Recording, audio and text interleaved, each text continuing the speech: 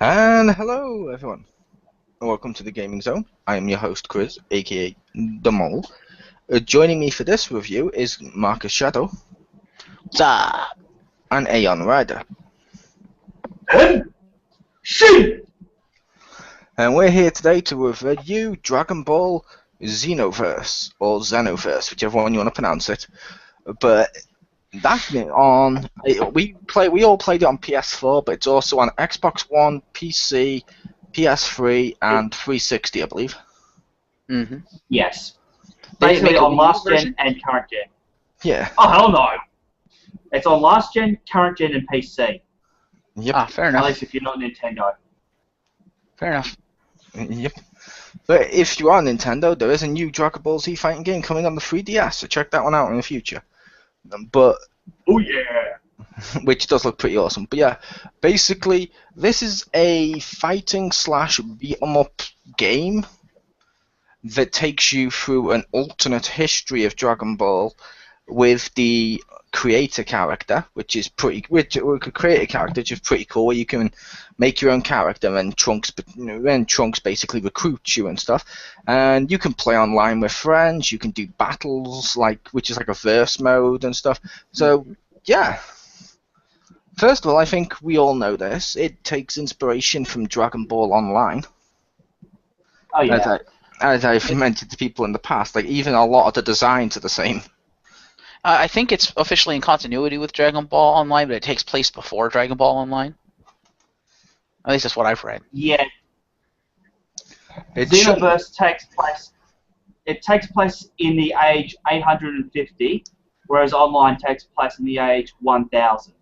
Yeah, I was going to say technically, I don't think it should be in continuity.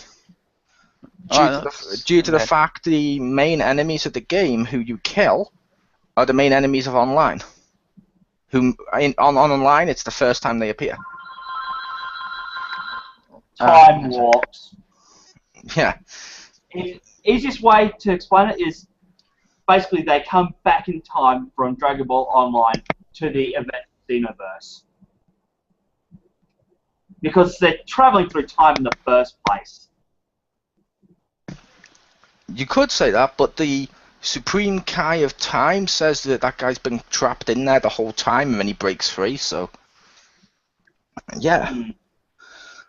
Which I think it was basically them adapting Dragon Ball Online for people who can't play Dragon Ball Online, which in itself is a good thing. Yeah. Like, you got Time Patrol Trunks and stuff, which is pretty cool, so we'll break it down and go through various stuff. First up, let's discuss the story mode. So far, since we don't normally get you on these, what do you think of the story mode, Aeon? It's a interesting take on time travel and revisiting the Dragon Ball Z timeline. Only one problem I have with doing the story mode, Frieza is a fucking bitch to fight. Yep. The AI is pretty cheap on various missions. Yeah, I mean, come on. They go to a cutscene and the villain, your opponent, is healed back to full health, and you're still at whatever health percentage you were before the cutscene. Bull fucking shit!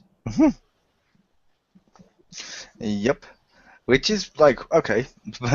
It's weird and it's, I don't know, but yeah, it is a cool take, like you said, to basically, because, I'm sorry, since PS2 era with the awesome Budokai series, we've been playing through the events of every single one of the Dragon Ball sagas in order every fucking year.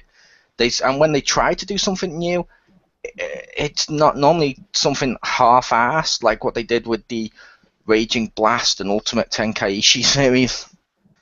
This is the first one that seems like a coherent new thing while also repackaging all the old.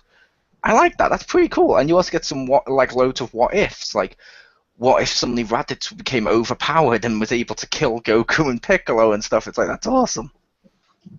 Yeah, or such as, what if he could dodge the headbutt from Gohan? Yep. Like, the best one, and we're sorry in advance, Aeon, because I know you haven't played through all of it, there will be spoilers. Spoilers, darling. I was just making sure you were okay with that.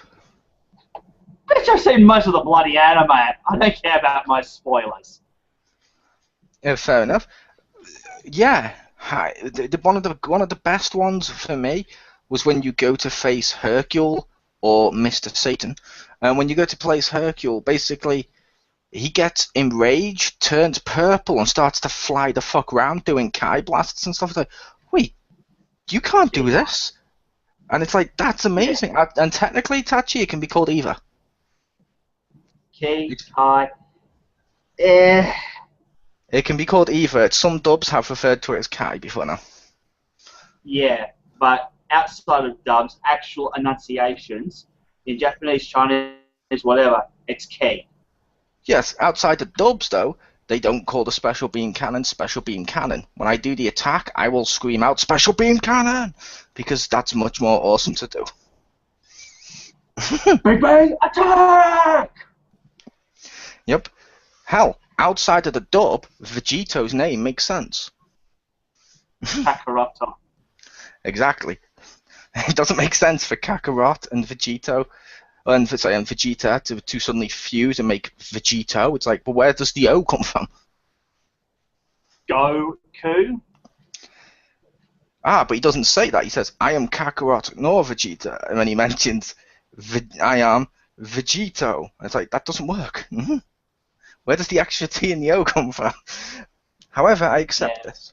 But no, like I said, I thought that moment was pretty awesome. There's some really cheap scenes, like after you beat the story and you collect the shards. The Bardock mission, you have to be really fucking broken and cheap to do. And the Broly mission, yeah, he can punch you midway through your transformation, and he can punch through your ultimates and smack you in the face and take no damage. What? Yeah, I'm like, wow. Why does Bandai Namco have a hard-on for fucking Broly? And that's why after you told me about that, I played fucking Keep Away and just shot him in the face. Didn't even give him a chance to get close to me. I was like, no, fuck that stuff. I'm not going to give you a chance to knock me on my transformations and shit.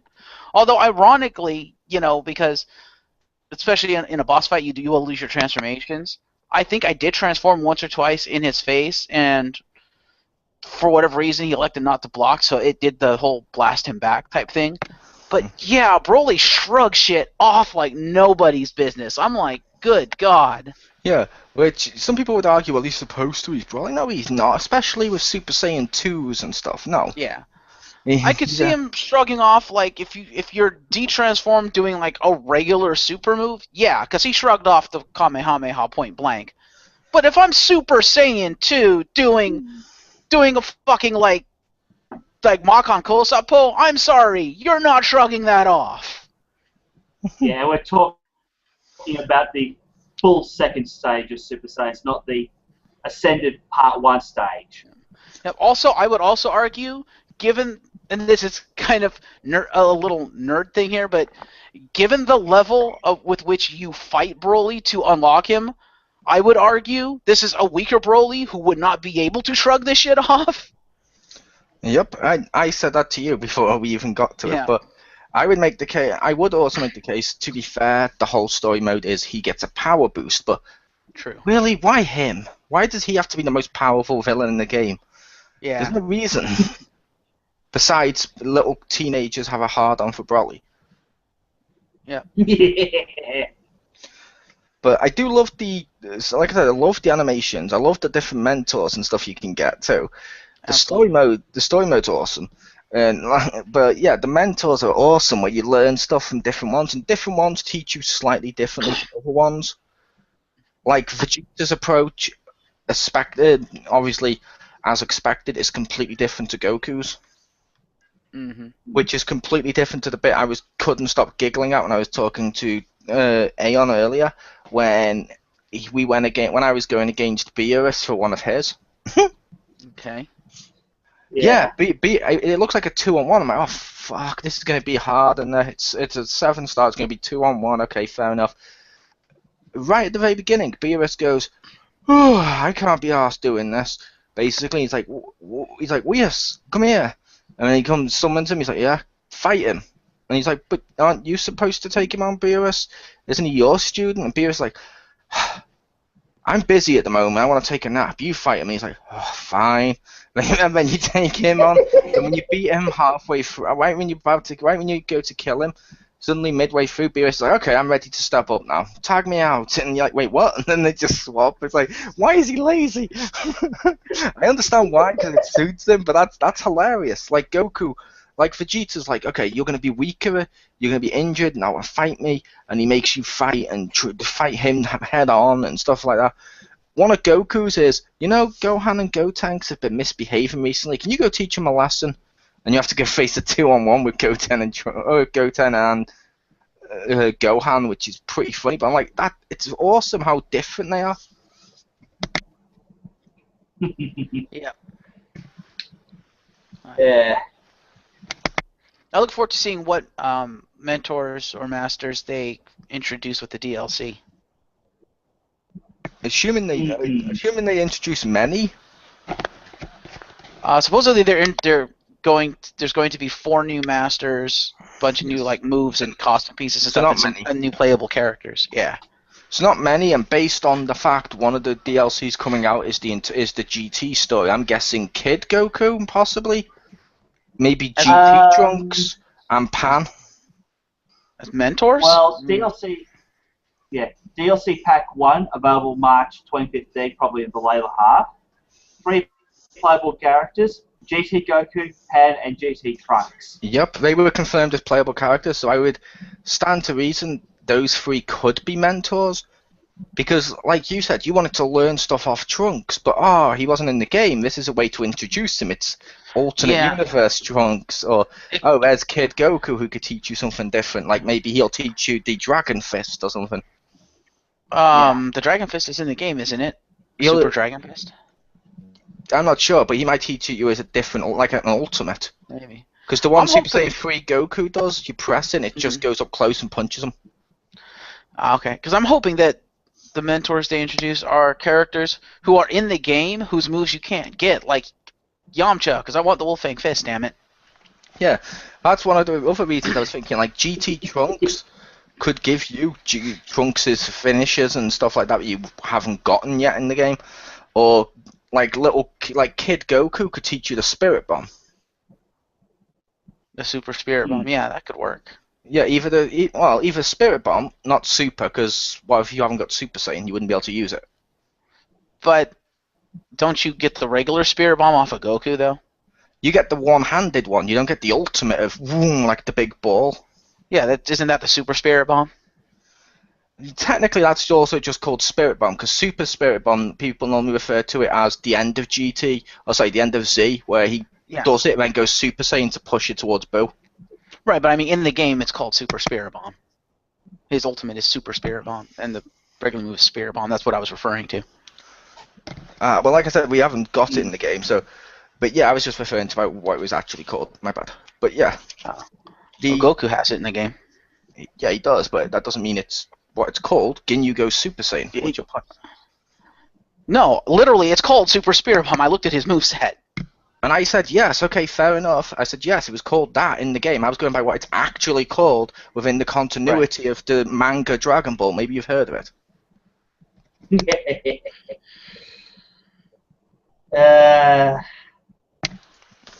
We're all just a bunch of geeks. Yeah, I like the fact they included Super Saiyan Bardock and stuff too. That's kind of cool. Mm-hmm. I love the fact with Bardock and with Broly, they turned around and said alternate universe, which means you could argue whether or not they count. Like, I believe Bardock is supposed to actually count, because Akira Toriyama has gone back and done mangas about Bardock and had other people do them about him and stuff. But obviously Broly doesn't.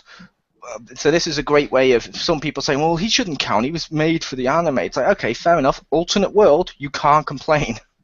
Which means I'm thinking GT will have to be an alternate universe, because there's no way Trunks grows up to be a complete pussy, then awesome again for Time Patrol. Mm-hmm. Well, like, where does that happen? Yeah, I've got a feeling Time Patrol Trunks is actually Mirai Trunks from the alternate timeline from Cell and whatnot. He is. He is. So GT Trunks is the natural timeline Trunks. one Yes. that we see as a kid and whatnot. Actually, no, because he can't be the natural timeline Trunks because Beerus, and that proves GT didn't exist. Because GT Beerus? deniers. Do you remember the end of the movie where Goku suddenly learns to be a god that's now unstoppable levels of Beerus-like power, and then in GT, he Yeah. can't even destroy a mountain with a Kamehameha? True. Good point. You're God, ladies and gentlemen. Was this before or after the wish to make him a kid again? This was when he turned into Super Saiyan 4 and was supposed to be more powerful. Because at one point in GT, while he's an adult in form as Super Saiyan 4, they do fucking the fucking Super Kamehameha type moves. It hits the planet and almost no damage is done to it much, and various other inconsistencies. GT should not exist, and I'm glad that the new timeline proves it doesn't. Another great example is the new timeline has Revival of F. GT had Frieza in Hell, and he never busts out Golden Mode. Yeah. Yeah, if they actually have that scene, because I haven't seen all of GT, so if they have that scene as you put it where Goku shoots the planet and nothing happens, then yeah, that can't be in continuity with Z, because Goku flat out says in the Cell Saga, yeah, the reason I'm not shooting it at the planet is because if I shot the planet, I'd blow it up. Yeah, that happens a couple of times where enemies hit planets or mountains and it doesn't fully destroy it like it should, and it's like, yeah, GT is definitely not canon. Like, why does Gohan now go Super Saiyan and get completely owned? But don't forget, at least in the English, during the filler, we have Vegeta in his space pod blow up a whole friggin' planet without even trying. Yep. And yet he can't blow up Earth. See, Gohan I could buy even going Super Saiyan or Super Saiyan 2 and still getting owned. Because even Z Gohan in the game as Teen Gohan in the blue outfit, outright says, yeah, I don't really like to fight. I fight because I have to, but I'm not like my father or Vegeta. I don't really like to fight. I'd much prefer to study and stuff. So it would stand to reason that by that point in time, by GT, like Gohan has been so out of practice and hasn't trained that his power level has kind of dwindled, and he's just not that great a fighter anymore. Yeah, but in Z, as the anime broke it up into, by the end, when he hadn't been training and stuff, he still had a massive potential and suddenly went Ultimate Gohan, as people call it, or Mystic, depending on which definition you want to go with. So therefore, he never has to transform into Super Saiyan again. Come GT, transforms into Super Saiyan and gets owned in 2 seconds. Good point. But it's like, why is this possible? No. Yeah. No, he's meant to be the strongest unfused character, damn it.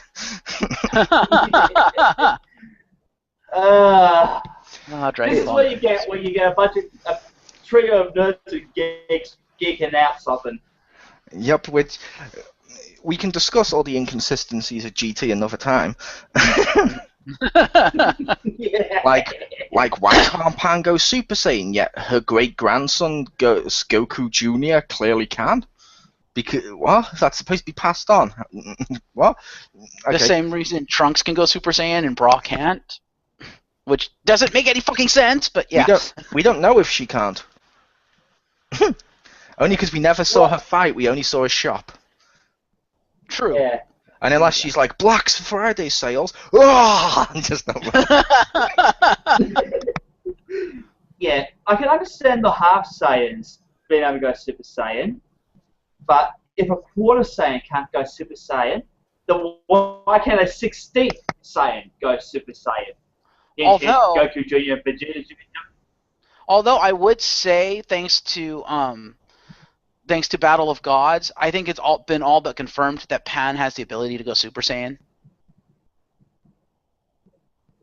Because her Saiyan Spirit was the 5th one used to turn Goku into a Super Saiyan God. And I'm sorry, if you don't have the ability to go Super Saiyan, how the fuck do you turn someone into a Super Saiyan God? Point. So she has to have the Latin ability to go Super Saiyan. At least that's the way I read that scenario. What do you think, Mo? Yep, but I was trying to say, I will say for the record, the GT movie with Goku Jr. and Vegeta Jr. is actually one of the best Dragon Ball movies ever. It's awesomely good. The rest of GT now, but yeah. But yeah, this game, it also has parallel quests, which are really fun to go through with groups, and they have like random events that not random, but you can trigger them, but whether or not they trigger is random. Random loot drops and stuff, which is great because it adds more of the replayability of games like, say, MMOs or like Diablo. How many times did I have to replay Diablo just to keep beating that damn ice guy to try and get the fucking staff of herding? Yeah. Yeah. Hey, I look forward. You think you have it bad? I'm still grinding for the last 2 bloody Inferno machines in bloody PC Reaper of Souls. Nice. I've grinded Odeg the Keyword at least 30 times, and I've only gotten 2 keys from him. Yep. Which there is a lot of stuff to like grind for and get dropped. Like you have to get Dragon Balls dropped, and when you make a wish, you can wish for money to redesign your character, super moves, ultimate moves, rare items, characters. But here's the thing: you don't get multiple wishes like you probably should based on when it's placed in the timeline. But regardless, you get one wish, and say you wish for a character, you get Super Saiyan 4 Gogeta. Then your next wish is Super 17, then your next one, Omega Shinron. Which just by characters alone, there's 3 sets of 7 Dragon Balls you've had to grind for. Mm-hmm. And that's not including all the other stuff, like the rare items and the super moves. It keeps you coming back, and I will admit, I'm oddly addicted to this game. Mm-hmm. And actually, you can explain why you can't get 3 wishes, because you could argue that the Dragon Balls you get are the Earth Dragon Balls from when Piccolo was the Guardian of Earth, not Dende. But I would make the case it's set after the Boo Saga. It has to be Dende. No, it doesn't, because you could be getting the Dragon Balls from the past. You're a time traveler, remember? You are, but you're summoning them in modern time, and from the time point of the game, Boo is in the past of this universe, and clear that's when Dende happened. And there's even a podium to summon Shenron of this time. Why the fuck don't I get multiple wishes? I just want multiple wishes. Yeah. Well, also don't forget the events of Xenoverse happened 60 years after GT in the first place. Yep, I would argue there is no Shenron of this universe because you're in limbo. It's a pedestal to summon a Shenron, provided you have 7 Dragon Balls, and I would argue the Dragon Balls you're getting are the Dragon Balls of Shenron of past, because I would argue that Shenron's wishes are tied to the power of the Dragon Balls themselves, not the Shenron of the current time. Fair enough. And what happens if you get the Dragon Balls from the Boo stages? The same thing. Yeah. Or if you get them just from Namek, you should summon the Namek one then. Yeah. Basically, if you get the Kami versions of the Dragon Balls, you should only get one wish. If it's the Namekians, it should be 3. If it's the Dende, it should be 3 where you can store at least one of them away for later, or 2 if you need to be extremely powerful on one of the wishes. Oh god, I just thought something horrible. What? What if, for the GT one, they introduced the Black Star Dragon Balls? So after you've made your wish, you had so long to get the Dragon Ball, so your character starts to decrease in XP because it's destroying the universe. Huh. Yeah, you have like 1 in-game year to get the Dragon Balls and bring them back to the pedestal. Oh, that is beautifully evil. Mm-hmm. I will team up with Marcus, take him into that section, and I will turn him back into a kid. Okay then. But that's what I'll do. And then I will only play offline, so it only affects his universe if he doesn't get the balls back. You evil motherfucking son of a bitch. I would say it would still permeate your universe, but yeah. Yeah.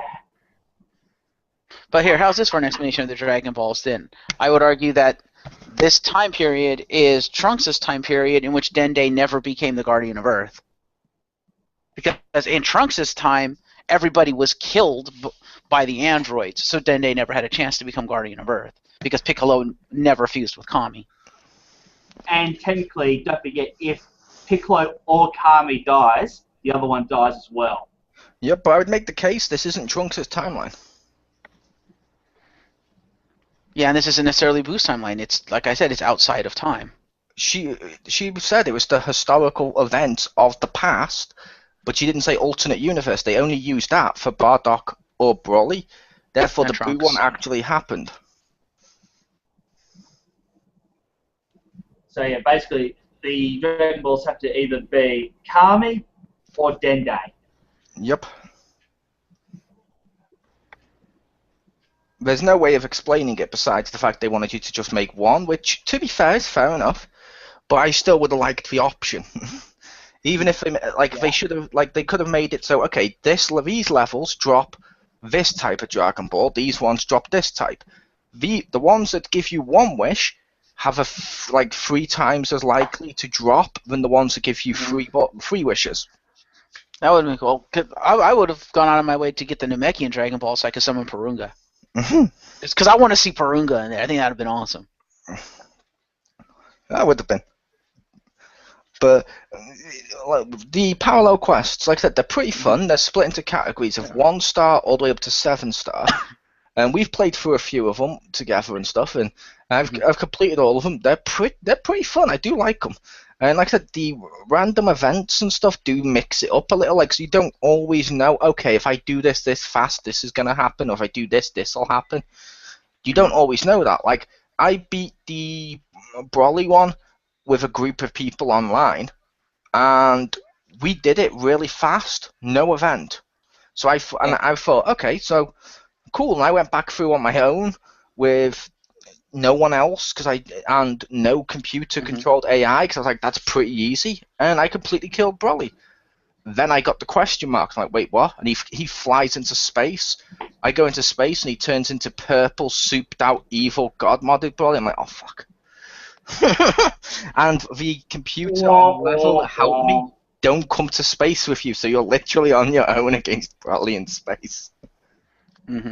Yeah. The one parallel quest I can't wait to actually be able to engage on my own without you two helping me is that one with the bloody grade 8s. I will make the case.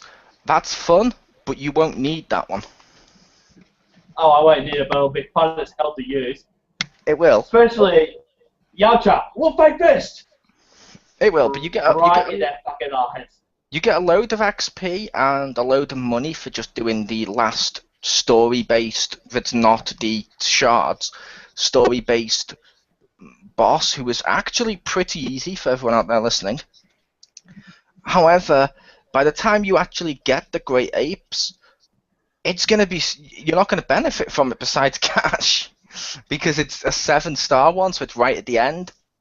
Like, with what level you're at now, you were only leveling up like 1 or 2 levels at a time as a result, which means... Don't forget, we managed to get me from level 14 to level 31 with just 3 playthroughs of that. We did, and the first playthrough you went up a load, second playthrough you went up 4, and the second one you said you went up 3 or 4 again, which means by the time you're like level 6, by the time you're like level 70, you're not going to go up that high. You'll go up 1 level. I've been getting 1 level per run with my high level guy. After I gained like 2 levels because I ran it twice with you guys. So I went up like 8 levels, then 4 levels, then 4 levels again with a little bit extra leveling in between. Yeah, I will also say there's also battles, which I don't know if anyone here has done the battle mode. I've done offline. I did a couple of 1v1s. It's basically your fighting game mode. Yeah, it's a verse mode. It's basically like the rest. It's similar to the the PQs. The only difference is there's no story, and you get to set who it is. So it's still using the same gameplay and stuff. It's Oh yes. it's okay. I much prefer the player versus environment stuff. Yeah. So I much prefer just running through with the PQs. However, I don't hate the fact the battle mode's there because I feel that's a mode that's needed. Yes.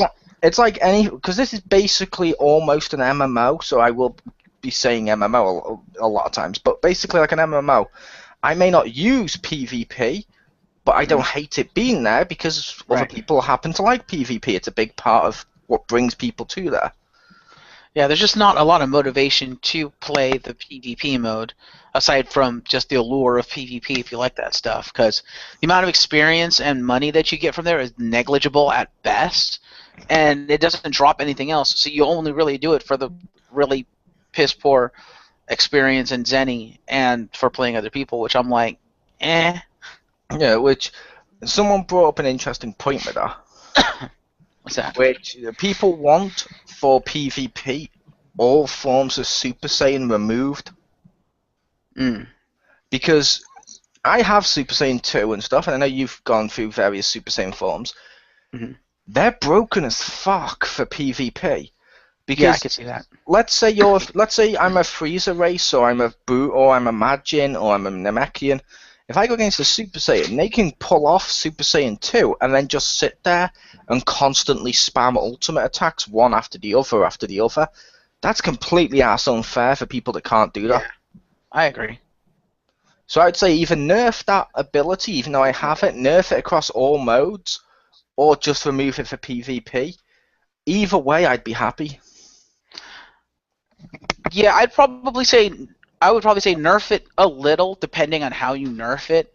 I think for the most part, the Super Saiyan transformations work for the PvE the way it is. It is a little powerful. Like I said, nerf it a little bit, and then I would say remove it from the PvP because I don't want them to nerf it to make it balanced for PvP because that will completely screw up PvE. Because I've been in MMOs before where the developers either are too stupid to figure out how to differentiate the PvE PvP skills, how they work, or they're too lazy to actually do that, or too cheap to do that, and it's ruined PvE.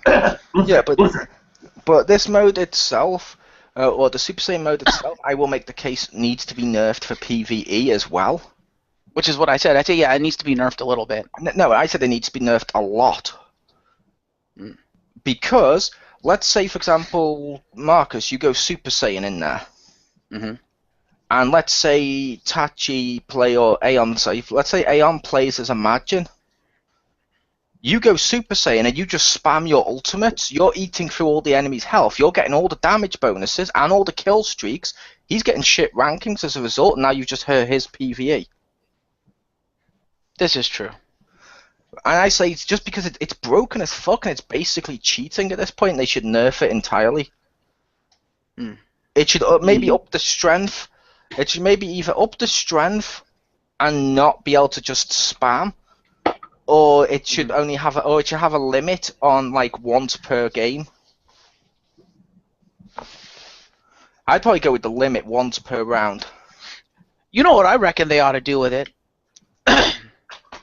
They ought to remove the ability to spam, but make the transformation permanent. Because I think the reason they have the spam in there is because Super Saiyan drains your ki so fast that if they didn't allow you to use your skills without using ki, you might get one skill off and one skill only a Super Saiyan, which is, in my opinion, complete bullshit for Super Saiyan. So I think a happy medium would be make it a permanent transformation, but make it spend ki. So it's basically you basically have a powered up form is all it is, a powered up permanent form for that fight. Yeah, I would make the case of how it is now seems to work a bit for PvE. I'd make the case just let them do it once per round and that's it, because even if it's a permanent transformation, what other race besides Saiyan can do that? Again, it'll affect their PvE experience. Yeah. But I don't think it'll be quite as broken as it is now because they won't be able to sit there and spam stuff. They'll be stronger, yes, but you can still get around it because I would argue playing PvE, a Freezer race or a human or someone who can't go Super Saiyan, can still go through and defeat like fucking Super 3 Goku and Legendary Super Saiyan Broly and stuff. So They can. you should be able to defeat a Super Saiyan player. I'm sorry. You can, but there's also, and I said PvE, but there's also damage There's also damage bonuses. So if you sit there as Super Saiyan and you're getting even more power behind all your moves, if we do the exact same amount of moves, you're going to get the damage bonus. The other person won't. And that hurts their ranking and can affect their mentor status or how fast it levels up, what unlocks they get, and stuff like that. So it needs to be a little bit balanced. Yeah, you wouldn't believe how many times Vegeta's yelled at me after getting his C or B ranking whilst doing the online PQs with you guys, just because I didn't put in the most damage. Yep. Which I personally think it's a little selfish of people to want to be the broken characters with the people that aren't broken, because like that, it affects their game too. But well, then they need to completely redesign how Super Saiyan works, because if they keep it the way the Super Saiyan works now, they can't nerf it the way you want it nerfed, because it makes it unusable. It makes it completely fucking unusable. Why does it make it unusual to use it once per game? Because when I've had that on before now, and I've not been just spamming the ultimates, I've been able to do special attacks and get up close and just beat people up for like a good chunk of the fight. But then afterwards, it drains all my energy and stuff down, and it takes off my stamina. So as I'm getting stamina, the other people are building back up their fights. But what do you mean once per what? What do you mean? Once per fight. Like, let's say, for example, we go in and we go against Frieza on the Destroy Frieza. Mm-hmm. We can go against him. We can transform into Super Saiyan once, and once it runs out, you can't turn Super Saiyan again for the rest of the round. So you're thinking kind of like Mega Evolutions in Pokemon X and Y, Omega Ruby, Alpha Sapphire. Once a Pokemon what I'm saying is Mega, it can't go back, and you can't use anyone else as a Mega for that fight. What determines how long you can stay Super Saiyan? The same thing that does now. No, it makes it unusable. And like I just said, it doesn't, because I've gone through. Yes, it does, because if it drains ki and you don't have the ability to spam shit, you can only maybe get one move off before you lose Super Saiyan, and you lose it for the entirety of the rest of the fight. No, and that completely nerfs Super Saiyan to the point of unusability. And I've said, as someone that's gone through all of these PQs as Super Saiyan 2 before now, and I've not wanted to just spam stuff. I've gone Super Saiyan 2. I've done all the combos and stuff, and I've used it to boost my special attacks. And I've got off a few good chunks of special attacks and a load of punches and stuff, and helped out the team and stuff. And it's not been like, oh, I've done it once and now I can't do anything for the rest of the fight. Also, I can almost guarantee you'll have a lot of people not fighting if you do that, because they'll be standing back using the charge move to keep their Super Saiyan up, so it never goes away. I don't know. I don't think that's the right way to do it. I think there is a way to do it that's more balanced, that doesn't make it feel like you're nerfing Super Saiyan to non-existence, because at that point, if you can only use it once for the entire fight, it's almost not worth it to use. I'd make the case it is worth it. It's a case of more strategic thing of when you pull it out. Sort of like in the actual Dragon Ball stuff where Goku's mentioned going Super Saiyan 3 puts such a strain on him, he can't do it, and then when they've done films where he's gone Super Saiyan 3 and stuff, he only pulls that out as a last resort because of the strain it puts on him. That should be what the Super Saiyan stuff's kind of like. Yeah, except that it's shown that he can live as a Super Saiyan if you wanted, like Super Saiyan 1 and maybe even 2. 3, yeah, I can kind of see that because of how powerful it is. But he specifically, with Gohan, underwent training to be able to live as a Super Saiyan. He could make it permanent if he wanted to. He could, after he went through a year's worth of training in the Hyperbolic Time Chamber. Do we have access to a year's worth of training in the Hyperbolic Time Chamber? We don't know how much training our characters have had. Yeah, we do, because Trunks literally pulls us out of somewhere, and then eventually we go Super Saiyan. While we've had Super Saiyan, there's no indication that you've been put into the Hyperbolic Time Chamber for a year. Yeah, I was going to say, don't forget, when he used Super Saiyan 3 in, I think it was the Cell Saga, the Cell games, Ooh. that also burnt... Okay, boo, sorry. It's been a while since I actually watched the full show, because I don't have pay TV anymore. But didn't that also burn through his time on Earth before he Yep. went back to the Spirit Realm? Yeah, it did. That's what I was making a case of, because you need to have something there in place, or if you have something there for Super Saiyan, make sure the other races have something that's equally good. Because otherwise, like when Marcus is saying, well, it's unusable and no one should play it. That's basically saying, well, all the other races that aren't Saiyan at this point are unusable if you're playing online with a Saiyan. No, I'm just saying that skill becomes unusable. At that point, there's no point to having the skill because it's a worthless skill because you're just going to burn through it way too quick. In theory, like I said, I haven't. At the end of the game, I haven't, which is pretty cool. But it was a case of, like I said, with the other races, they suddenly get affected by it, and they don't level up as much if they go online and suddenly, oh, the whole team's Saiyans but them, and they all go Super Saiyan. So it's like, well, that's kind of unfair. At least in my eyes, it seems a little unfair. And I have Super Saiyan 2 unlocked in the game, and Super Saiyan. And Super Saiyan 2, ironically, the one I use, is the one that burns up the most. But I've still used that in fights at the higher tier or whatever you want to call it, end game stuff, and been able to do a shitload of moves, combos, and stuff like that before it's worn out completely. Yeah, but the thing that makes it usable is you could do it again. But it is, like I said, it is the way it is now. It is cheap, and especially playing with other people, I could understand that. Yeah, but I think what you're asking for is way too much nerfage. I think there could be a medium between what it is now and what you're asking for that makes it more usable than the way you're doing it, but does make it balanced and make it might be able to, because right now it's unbelievably ass cheap and broken to the point of hurting the game. Fair enough. And here's where I bring in the Mega Evolution comparison again. You activate it once, you can't deactivate, and if you KO'd, you can't come back in. You can't come back in as either your normal version or the Super Saiyan version, but you have to take a pick which one you don't want to be able to use. Yep. Trade-off, you can't use certain abilities of your normal version whilst you're Super Saiyan. I don't know if I'd go that far, but I was saying, like, when you do the transformation, it's permanent, and maybe up it, instead of taking 3 ki, it takes your entire. You have to have a max key bar to do it, which I would approve of that, and it's permanent. However, if you get killed or KO'd and you come back as normal you, so you have to build it up again before you can use it again.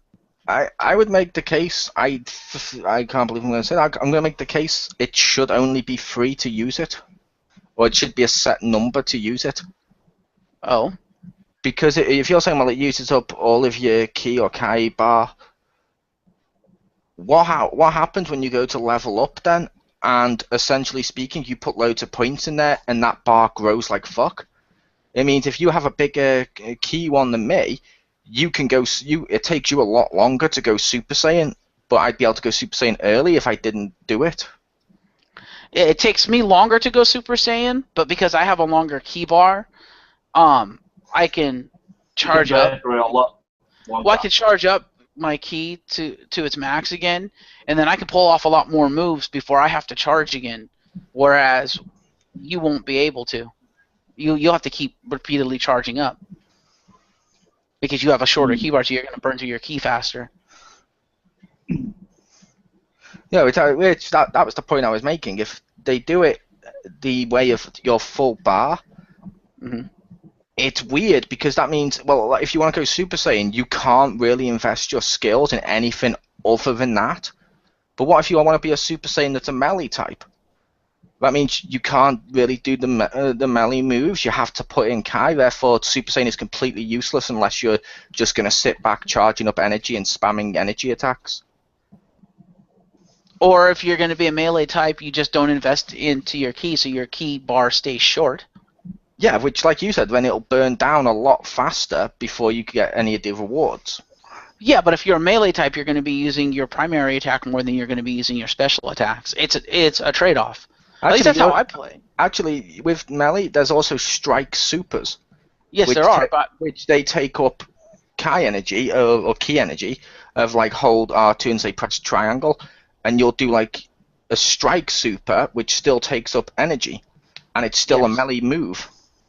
yes, but what I was saying is you'll probably end up using your regular, because I know I find with my strike character, I use my melee attacks a lot, my regular attacks a lot more than I use actual strike supers and ultimates.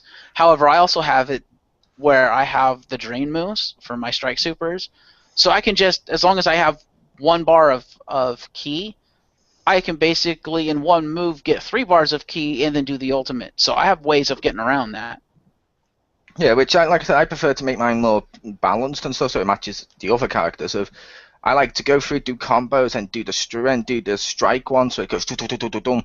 And sometimes you have to do the strike ones if they suddenly do like the teleport on it, because some of the strike ones can be teleport moves that teleport you behind them and smack them in the head. That's what my ultimates are, yeah. Yeah, which means... And you could do it that way too, because it... useless unless you're extremely cheap. Or unless you build your character right, because I think if you, like, say, pump points into your basic attack to make it stronger, I think, like other games that employ a system like this, the stronger your standard melee attacks are, the more ki you'll generate per attack. So if your basic attack, and I could be wrong, but I think if your basic attack is, like, pumped up through the 9s, you'll gain shit tons of ki just by punching someone in the face. Yeah, it's like it's fair enough. Like I said, my personal stance is that it needs to be nerfed, and I don't know if it's just because I'm used to playing more games like this where you have to team up with groups and stuff like that. It feels extremely broken right now to the point of I would rather have it once per match, so it's like a tactical thing of when you pull it out. Or at least make it so it takes a while to do it. Like, for example, I know you guys have played DCUO. How often can you spam your ultimate attack on DCUO, the one that's like this charged move that takes up the whole fucking bar? You can get it off like once, maybe twice per match or per fight. That's what this should be.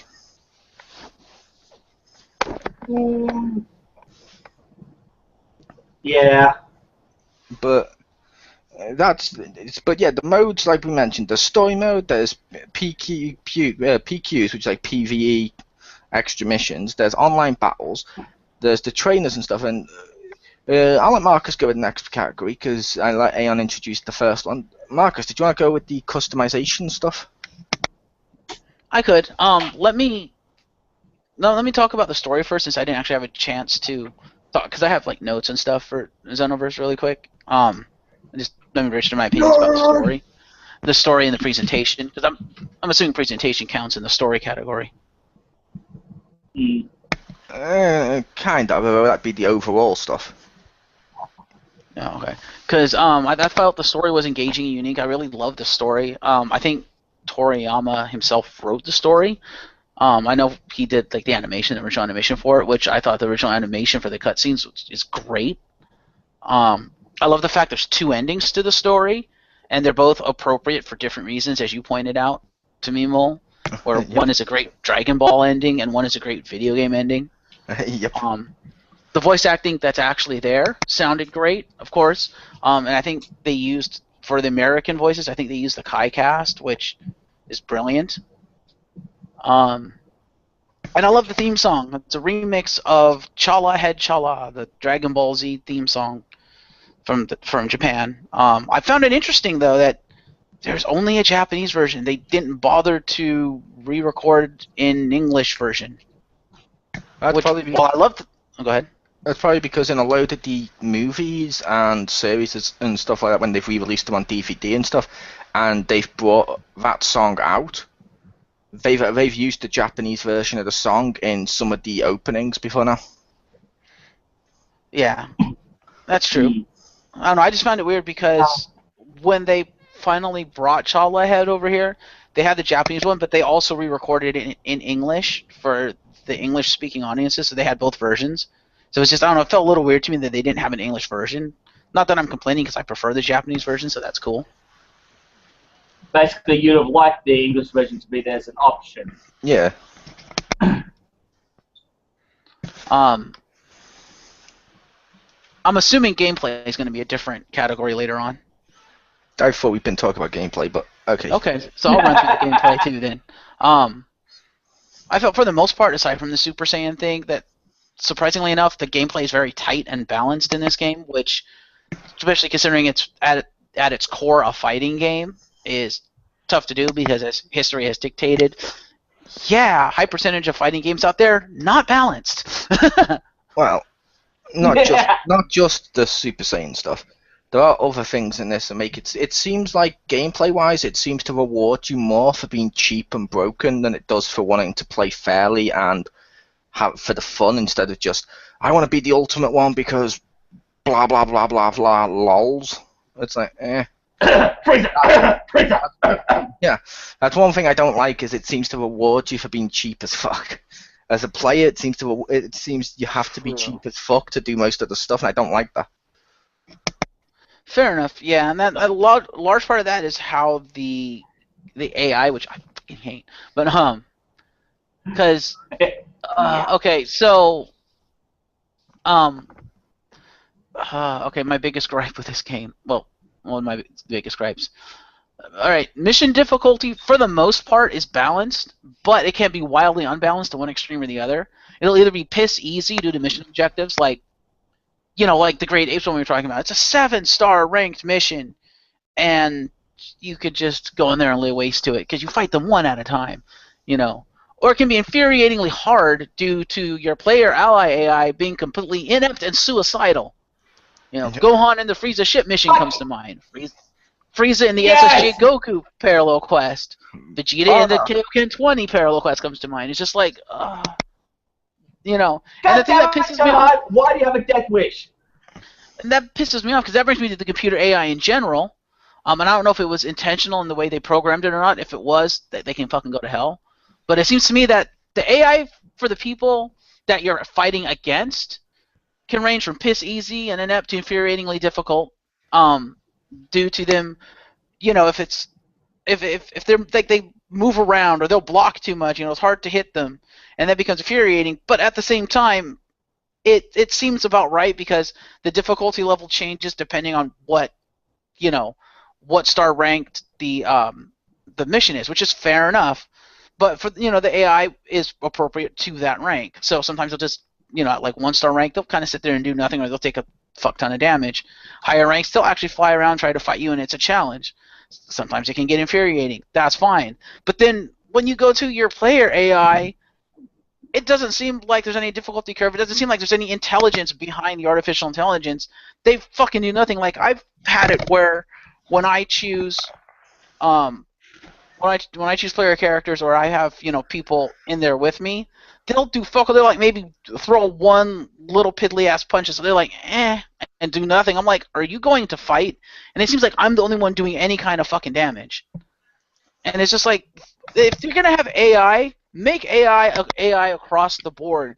Don't differentiate and say, well, this is enemy AI and this is ally AI, and we're gonna screw the ally AI. It's like, no, fuck you. Yeah, well, I wasn't referring to the AI. I was just referring to the fact if you build your character in this game to be cheap and broken as fuck, it's going to, similar to what I said about the Super Saiyan, because there's rankings for each match when you've done it, yes, I know. Including damage, who you've killed, and various other stuff. Yeah, it completely screws people over, and I don't like that. It's almost as bad as Budokai Tenkaichi. I know, I was just saying my points, because you went, yeah, that brings me to the that brings me to the AI about what I was saying, so it sounded like I was addressing the AI when it wasn't. No, I was just saying it was bringing to me the thing I hated the most. I didn't say anything about what you were saying. Ever. I never said that. But yeah, I know what you're saying, and I completely agreed with that, and I agreed with it at the time. But yeah, I don't like how wildly all over the place the AI is, and how not uniform the AI is. AI should be AI. It shouldn't be like, we're going to give you the shit AI and we're going to make the computer the good AI. It's like, no, it's AI. Make it fucking AI. And it's even worse when they when they have 3 variants of the AI, they have the enemy AI, they have your team AI, i.e. people, characters that you've chosen on your team when you go character select, and then they have ally AI for characters that show up in the middle of missions, and that seems to be the most inept AI, because that's the AI that's fucking suicidal. Because there's missions, in the parallel quest, or like objectives in the parallel quest, where you have to keep certain characters alive or keep certain characters above 50% health, and it's damn near fucking impossible because they're suicidal. And it's like, really? Whereas I've noticed with the characters you choose on your team in the character select, they're semi-intelligent, they're not actually suicidal, and they actually have some semblance of hit points and stuff at the time, but they'll actually fight and do damage, whereas the characters in the actual mission are so fucking retarded they shouldn't even be there. Yeah. Compare the AI for Goku in the World Tournament Tag Team, PQ, to the AI for Gohan, where you gotta keep Gohan and Krillin alive, as well as kick Gildo's ass and kill 20 of the bloody grunts. Yep. Gohan, why are you suicidal? Yeah, pretty much. So I'm just saying, I think AI should be uniform across the board instead of doing it like that, because that just makes for really infuriating gameplay. And I think a lot of that is the reason why having the option to go cheap, at least in a solo mission. I understand the whole playing with other players stuff. Okay, yeah, fair enough. You have a point there, and I agree with that. But with the way the AI is designed, I feel that you need the option to go cheap because it's impossible to do it otherwise. Especially if you have to keep them alive and there's a fucking time limit. It's like, yeah, no, that's not going to happen. Yep. Oh, and don't forget, respawning minions, that basically the instant you defeat them, they respawn. There's no cooldown timer between respawns. Yeah, I will say, like I mentioned, yeah, that Bardock mission, you had to go cheap to do it, which is annoying. Besides that, though, I've not really had... You're going for, like, all the main story missions where you don't need a team with you, of human people, which, or something like that. I've not had as many issues with them being overly stupid, if that makes sense.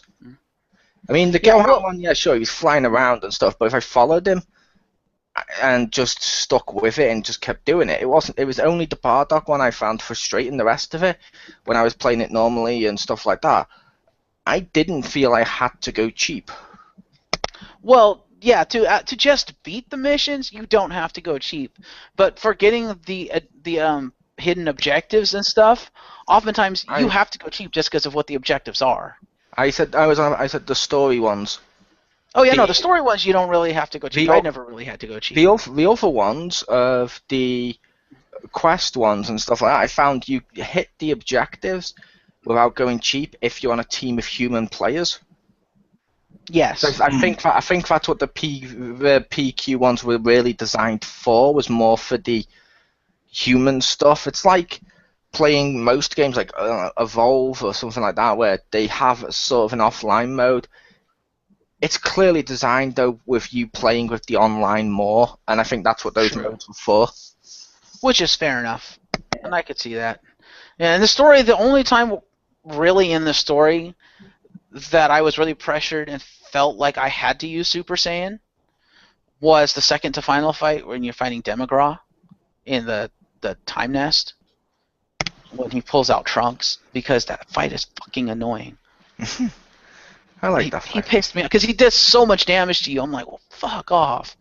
But yeah, the final fight is piss easy.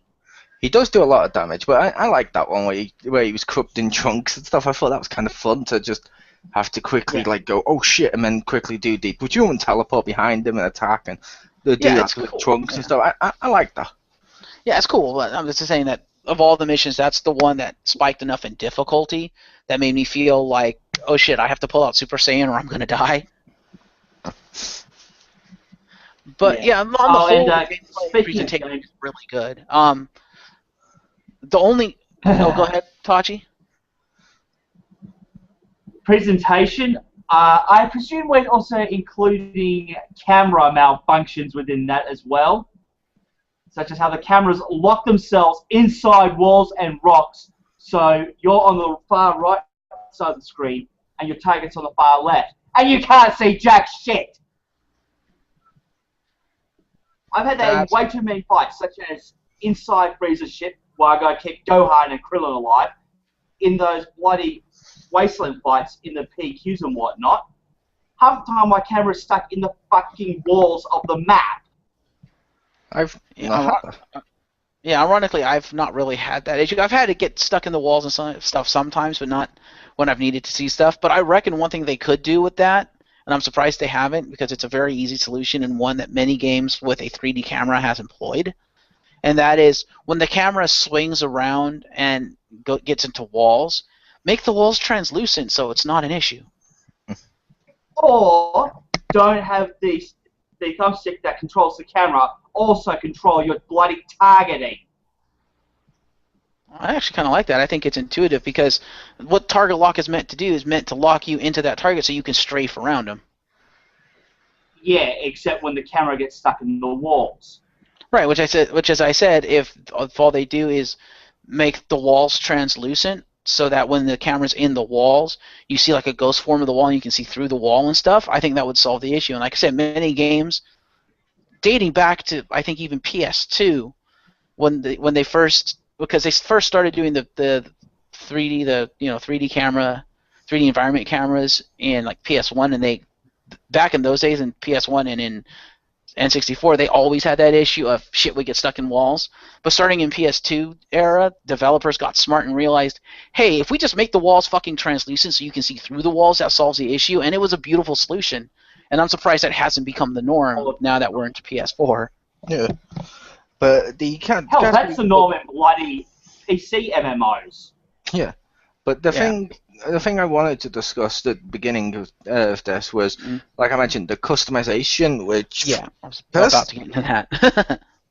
But go ahead. I was going to say, because you went through all that. But yeah, basically, the customization, I think it's pretty cool. Yeah, customization is great.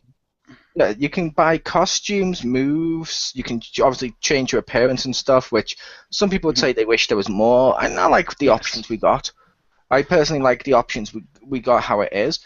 I also find it awesome that some items have different stuff. Like you can get scouters, and if you do the left on the D-pad, you actually go first person and scan with the scouter. I'm like, that's kind of awesome. It is. I do wish they had more options or different options for customization. In some features, it's pretty good. Like the noses, the ears, the eyes, stuff like that. A lot of that is good. I wish there were more options, but I don't think there really needs to be. I think there should be. There doesn't need to be. But I think in terms of like the hair, and certainly as you pointed out, there's only one type of facial hair. There should be more facial hair. But I think the hair, there needs to be more hair, or at least more variant hair, because the hair they have, I don't like most of the options for hair, surprisingly enough. Because I felt that a lot of them are too generic Toriyama. I'm like, how about giving us some, especially for humans, how about giving us some actual hair instead of fucking Toriyama hair, you know? And like for like the girls, for the females, because when I was making my female human, I'm like, okay, most of these hairstyles I don't like on a girl. What the fuck? It's like, give me some actual, girl hair instead of, again, generic Toriyama hair. I didn't like that very much. And Richter made a Majin at my house. He came over last night. And he was going through the Majin, like, quote, hairstyles, unquote, if you could call that hair. And I did not like a lot of the hair. The hair's, it's just generic Dragon Ball Z, fucking Dragon Quest hair. And I'm like, how about giving us more variation in the hairstyles? See, I make the case, I like that. Only because I know you kept using the term generic Toriyama hair. Personally, I like that because this is Mr. Toriyama's world. I have a huge amount of respect for the dude, and he's made it like this, so it feels like Dragon Ball. If I'm suddenly walking through with like Brock Lesnar hair, it's not gonna quite feel like Dragon Ball anymore. It's sort of like DCUO. As much as I don't like DCUO, I like the fact they tried to limit the pieces you got, so every piece felt like DC Comics. because I don't want to be walking through here and be like, oh look, so Dragon Ball character, Dragon Ball character, Dragon Ball character. Oh look, someone's made Sephiroth. Brilliant. True. But the thing is, Toriyama's done more varied hairs, and he's done, like, for instance, they don't give you a ponytail option. I'm sorry, but Trunks has a fucking ponytail. Give me a ponytail. The long hair Trunks does, but he's not in the game. Yeah. It doesn't matter. They should give you more varied options. They could still give you varied options and make it Dragon Ball Z, because, like I said, Toriyama's done more than this. It just seems like they used, like, the bare minimum amount of hairstyles they could use to satisfy the DBZ fanboys. I'm like, no. If you're gonna give us hair, give us enough hair to actually allow us, to make our characters look semi-decent. Like I said, I hated a lot of the hairstyles because they look so similar and they look so generic. Yeah, it's like I said, I like that because it makes it feel uniformed, or whatever you want to say. It makes it feel like Dragon Ball. Even though some characters had ponytails and stuff like that, it's not too many. Like, I can't think of many guys that have had ponytails in Dragon Ball Z or Dragon Ball. I can think of like one, maybe two, but it's like, no, which means I kind of like the fact it's more like this, so it feels more uniformed and it feels like Dragon Ball.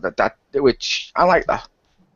Fair enough. I mean, I like the options that you get, and like I said, for the most part, the options that you get are really good. One thing I would have liked, and I think would have helped, was when you go to choose your voice, give us voice clips instead of grunts, because it's very, very difficult to choose a voice based on grunts alone. Which I will say, I've gone through and I've made a human, a Frieza clan, a Namekian, and a Boo. I like all the options there for all of them. They're kind of cool. Like, I love my Frieza clan person, especially with his high up armors and stuff. He looks awesome. My little female Boo looks cool with her little hair and stuff. It's like, that's cool. My Big Green looks awesome. And yes, I called him Big Green. He looks cool. I like him. I've made one of each race except for the Frieza race. I've only played male Saiyan, female human, and Namekian, because I know the combos are different based on gender as well. And I've seen Richter play the female Majin, which her combos are actually pretty good. It looks like. I hate the Namekian's combos. They are so fucking hard to hit with. And it's probably just because I was coming from Saiyan, which is all about fast-paced short strikes, whereas the Namekian it's all about the extendo arms. I'm just like, oh no, stop that. It's hard to hit. Yeah. And that leads me to another thing. That leads me to another thing I wish they would have done, or maybe incorporate. And that is the ability to set your own stances, your fighting styles, so it modifies not only your actual stance, but the combos associated with it, because then I could get away from that shitty combo that the Namekian has.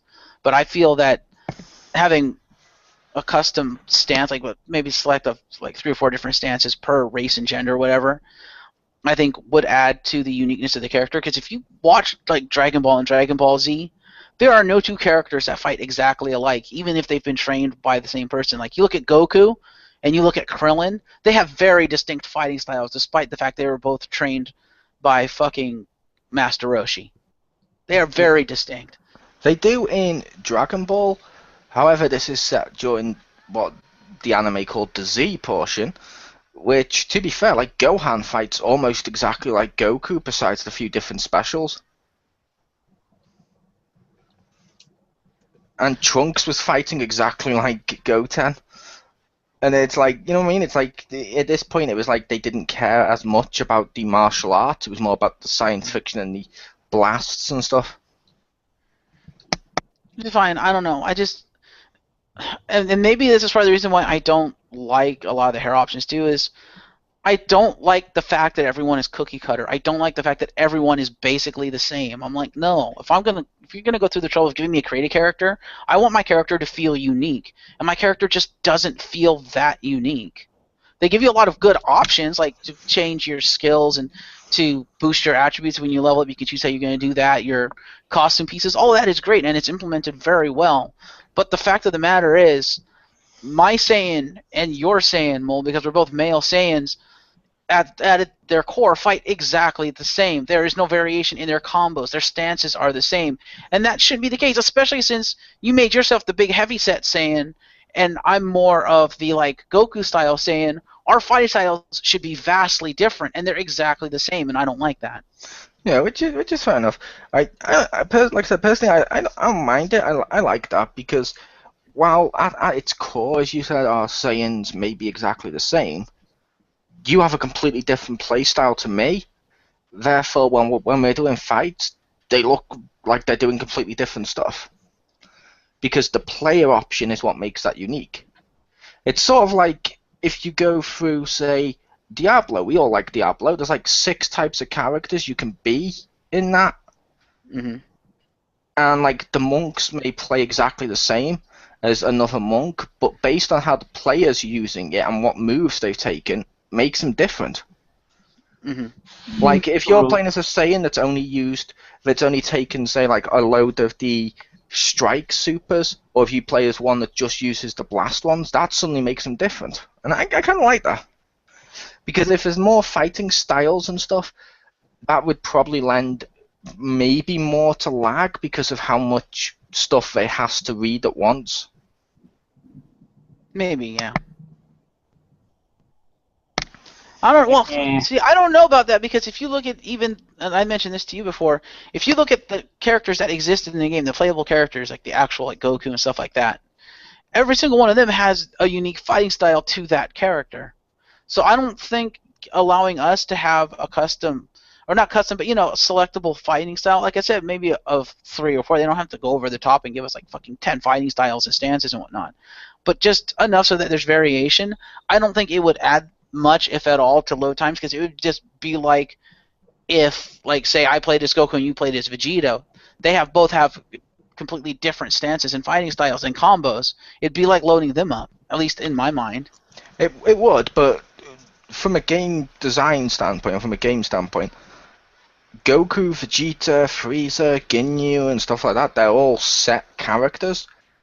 Ours aren't set characters. They have more variables within that, which means each one of those adds more variables to what's there already, which it has to load. Whereas those ones, it just goes load Goku file. Ours, it has to pull bits from this file, bits from that one, bits from over here, bits from there. And I think that might make it affect. Fair enough. Yeah, that's basically because of customizability. Our characters are fragmenting all the data files needed each time we change, even just one skill. Yep. But in terms of customization, there is one thing that just pissed me right off, and it made it feel like they half-assed this game and they were just really fucking lazy. And that is sound effects and player voice, because they allow you to choose your player voice. They even go through the trouble of getting some good voice actors. Like, they have Yuri fucking Lowenthal as one of the voices. Yeah, no spoken lines whatsoever. I'm like, what the fuck? It's like you're basically Link from Legend of Zelda. You're a complete fucking mute, and I don't like that at all. Especially since there's points in the game, points in the story during cutscenes and stuff, where there's just awkward silence because your character doesn't speak. I'm like, come on, these are cutscenes. Give them fucking spoken word in the cutscene. Seriously. I'm not sure about that. What do you mean? I thought that at first. However, I know a few people who have the game, one of which has been going through with a female Majin. And they swore during the cutscenes they got dialogue, which means it may be that the people who they got for the different voices, maybe they only had them for a short amount of time. Like, let's say this one, they got, let's say, like, I don't know, voice number 6. They got voice number, let's say they only got voice number 6 to do, say, the sounds of the moves, because there's a shitload of moves he'd have to record and various grunts. But I don't know, female number 2, they may have been able to have her longer, so maybe she's recorded dialogue. But I can't say 100% if that's the case. I just know a few people who have the game and they swear they've spoke during the cutscenes. I find that hard to believe, but it's possible. If that's the case, then that still shows that they half-assed it, because I'm sorry, if you're going to have voices in there that actually have dialogue, you should not have voices that don't, because that really hurts the gameplay. That hurts the game experience, because that means that means only a small percentage of your player base who choose those specific voices are actually going to have the full experience, and that to me ruins the game. It might ruin it to some people. Like I said, to me it depends, because some of these are professional voice actors. They may be doing other work at the same time, and they may have just gone in there to do some more stuff for the creative person to give him some extra options, because otherwise people would complain about that. And it's a case. It's like, take the wrestling game for example. Not every single move in that wrestling game is animated by the actual superstar who does the move. Therefore, not all of them look accurate. However, I understand this because they're on the road constantly. Which is fine, but at least the moves are actually in the game. That's my point, is that in this game, there's no fucking dialogue, and I don't like that, because, like I said, it's like awkward silence. There should be dialogue there, and they're making motions, and the other characters are acting like you're talking to them. I'm like, give them actual dialogue. And then that also goes into sound effects of it at the beginning of fights and stuff. There's stuff going on that there should be at least sound effects accompanying.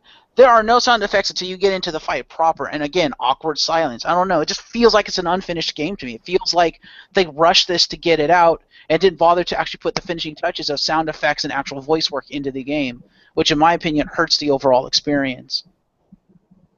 See, the beginning of the fight, I think that's just meant to be like a loading screen of just go around, like the rotate, because the camera just rotates and it takes you in.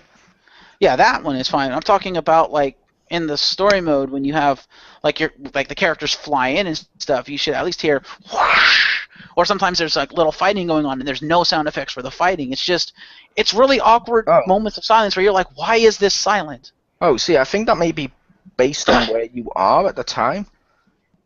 Because a lot of times during the story mode when characters flew in, if they landed next to me, I'd hear whoosh. But if they were across the map, I wouldn't hear it.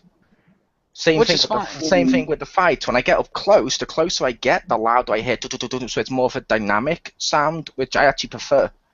Which is fine, but if it's like a cutscene entrance to a fight, like in how the story mode does it, how it does a little intro for the fight before it goes into the fight proper with the whole rotating around you and shit. Like, if you're going to show that, have sound effects for what I'm seeing on the fucking screen instead of making it silent. And the other thing with the voices, too, is at the bare minimum, because I noticed this when I played some of the Versus matches, against computer and stuff, like Dragon Ball Z fighting games past, and just fighting games in general past, when you have actual characters going against actual characters, like, say, Goku versus Vegeta, they will banter at the beginning of the fight. Like, Vegeta will be like, this time, Kakarot, I will surpass you. It's like, that's cool. You choose your player character, he's completely fucking mute. I'm like, come on, at the bare minimum, have them do some really quick banter lines for the beginning of the fight. At the bare fucking minimum. It seems like they put no effort into it. It seems like they didn't have their voice actors do fuck all for this, for the player characters. And I'm like, that really takes me out of the experience when my character's basically a fucking mute unless he's fighting. I'm like, no, come on. That's lazy and cheap. Like I say, personally, I don't mind that. It's like when you fly in, say, as a Saiyan, you'll get, like, some of the characters go, what? Another Saiyan? Where did you come from? And then it may be silence or something, but I would argue, isn't your favourite game series Legend of Zelda? With a silent protagonist? Where all the people around him suddenly are voiced? Does that mean every Legend of Zelda game is half-assed? No, because none of the characters are voiced. It's all text. Some of them at least have text or speak, but Link doesn't, and I'd say that's basically the same thing as sound. Yeah, but don't forget, in Legend of Zelda, Link doesn't even grunt. In Xenoverse, he does. You let out grunts when you get hit. Link grunts. I thought you didn't, but thank you. He has in some of the 3D ones, but I was making that case because I would also make the case as well. I think maybe some of that, like what your character would say to them, maybe it's intentional. Because let's say, for example, Marcus Shadow's favourite character is, I don't know, Vegeta. I know that's mine. Let's say Marcus's favourite is Vegeta. If he flies into battle and then Vegeta speaks and his character then comes out with, Vegeta, I've never liked you.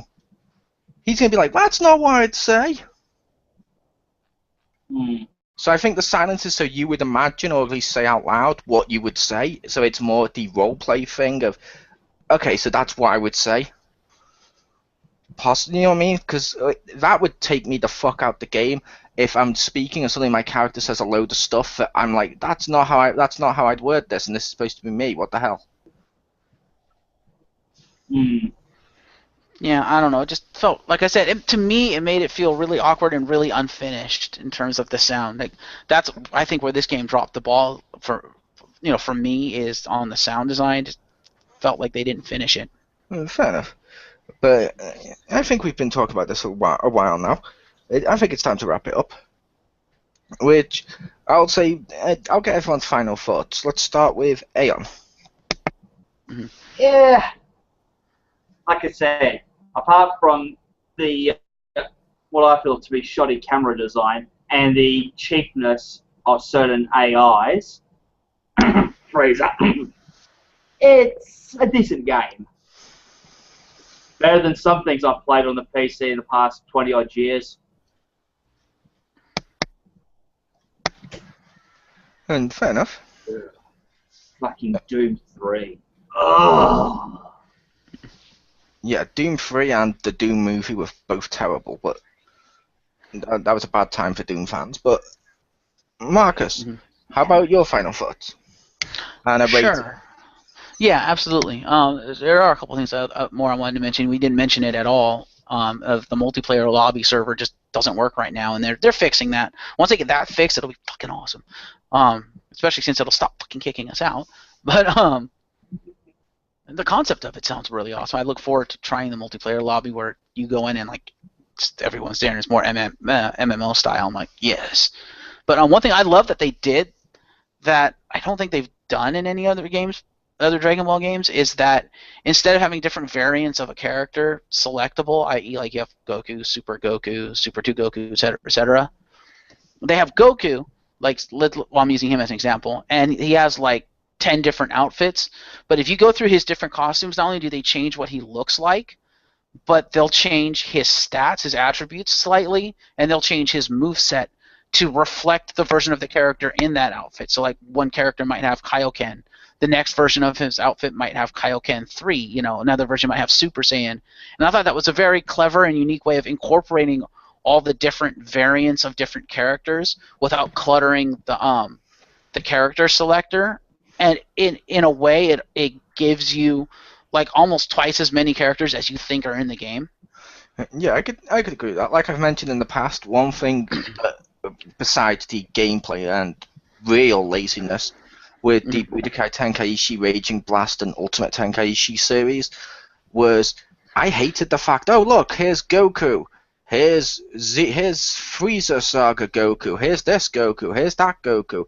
Here's Goku with a slightly different costume. Here's Goku with a slightly different transformation. Here's his transformation. And they list all those as playable characters to make it sound like there's more than there is in the game, and that just pisses me off.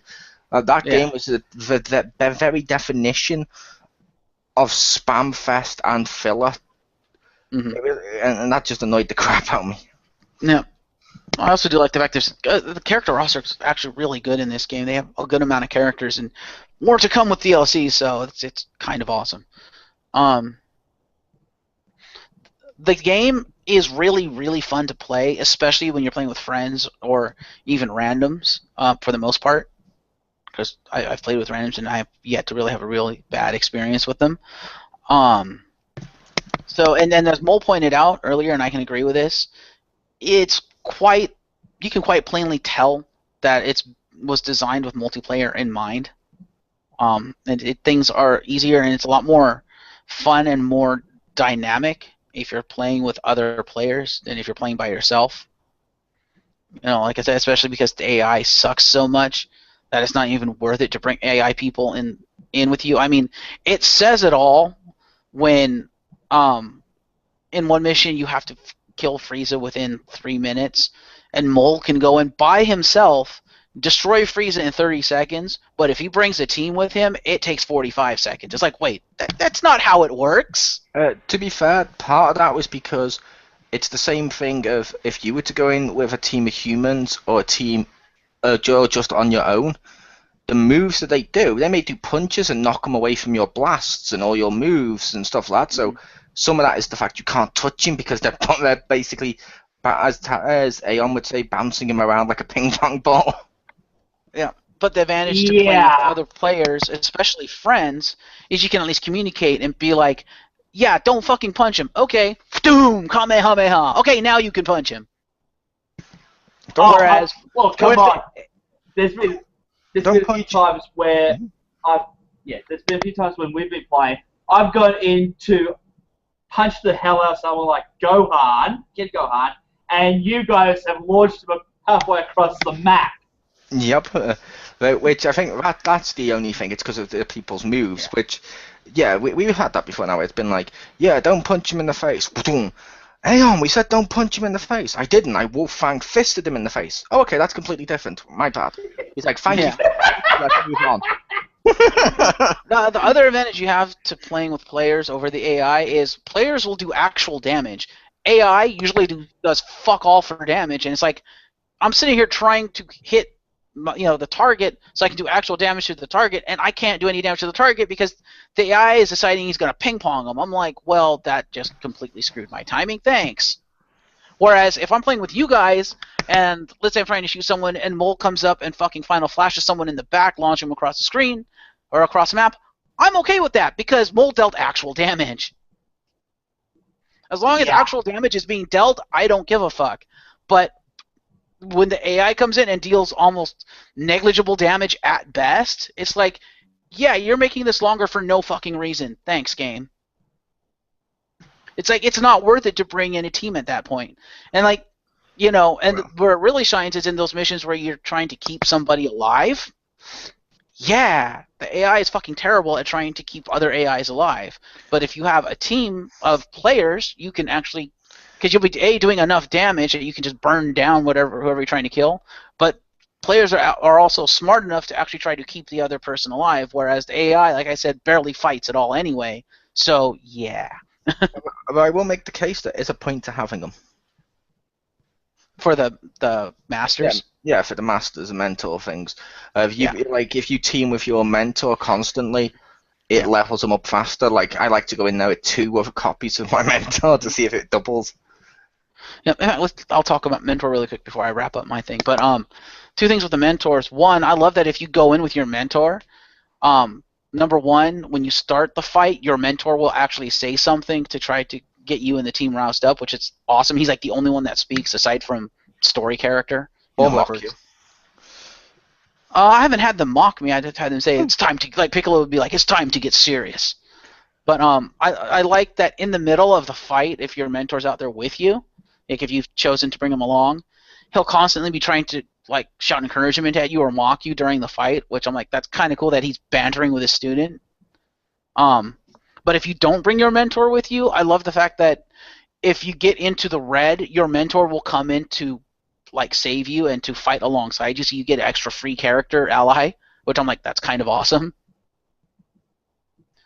And I like the Z assist. I like how the Z assist works, where if you've mastered your mentor, you have their ultimate and you're using their ultimate, and your mentor is still, that character is still selected as your mentor, random chance, and it's pretty high chance depending on the mentor, I suppose, but there's a chance that if you do that ultimate, you'll see a blue Z go across your screen, and then like a blue like key spirit version of your mentor will show up behind you, kind of like a father-son Kamehameha type thing, and will add his power to yours, and you'll do the move together, and it'll do extra damage, which I'm like, I thought that was kind of cool. So wait, if I bring Vegeta in to one of the PQs and get to those sort of conditions, there's a chance he and I can do a gun together? No, he can't. I don't know if it triggers if he's actually in the fight. Bugger. But as long as you have him selected as your mentor and you have his final flash, and you do it in the fight, there's a chance his spirit will show up. He may show up if he's in the fight, I'm not sure. I don't think it shows up when he's in the fight. I've had it in the fight, but I have had the Z go across the screen when I've been using the Beerus's like giant death sphere on in the game itself, when he's still listed as my mentor right now, so I think that might have Yes, I don't think it does. Okay, so he has to not be in the fight. Fair enough. Yeah, I love the mentor system in this game, actually. You can choose a mentor and you level them up by, as we said, either selecting them as a partner, and they'll level up anyway as you're doing missions and leveling yourself up and whatnot.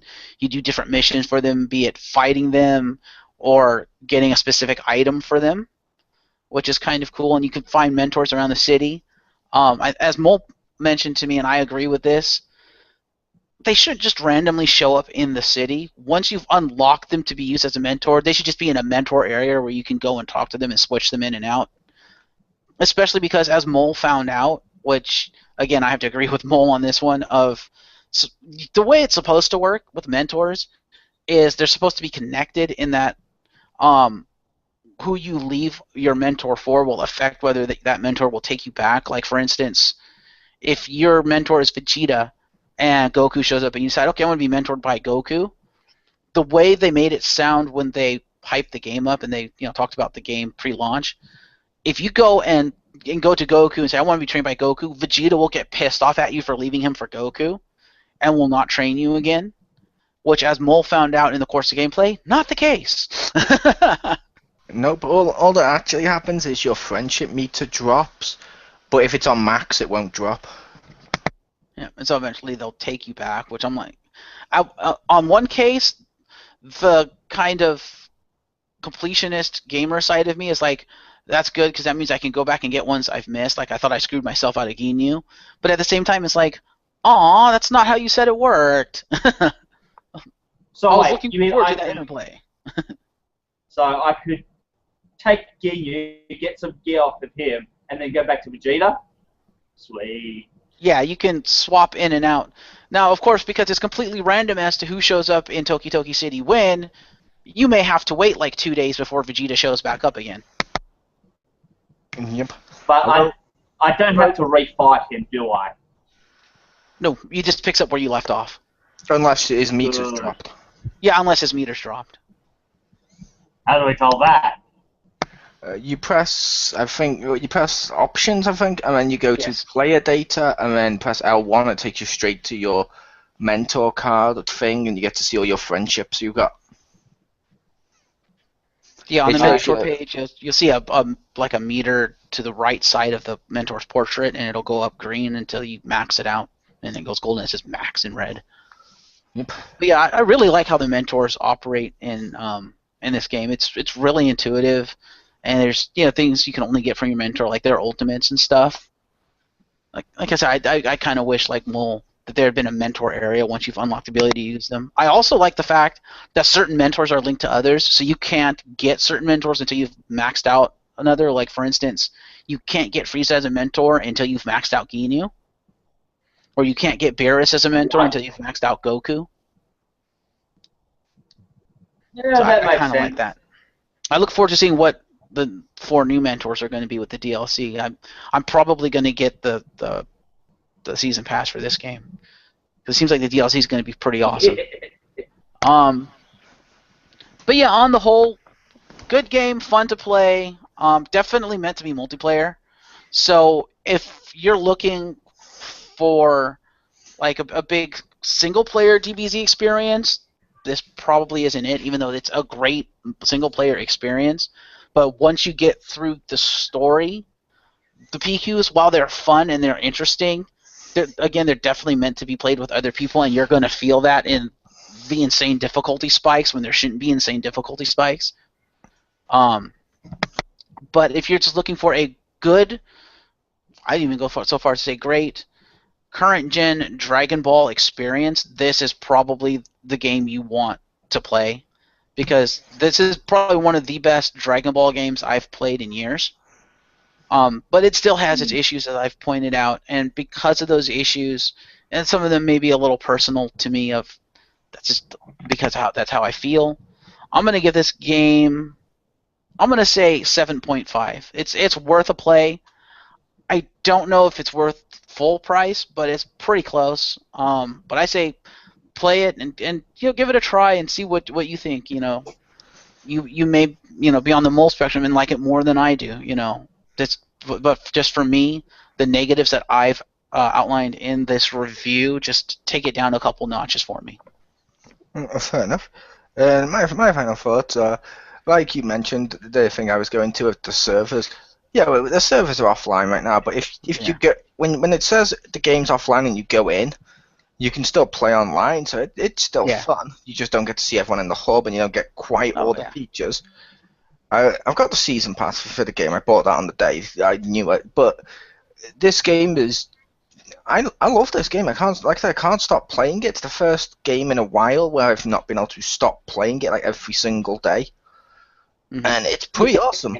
Like there's various costumes you can save and stuff like that, which is cool. Like you can go ultra. Like my Saiyan character, he has an ultra serious Saiyan armor, cool looking like sort of Vegeta feel costume.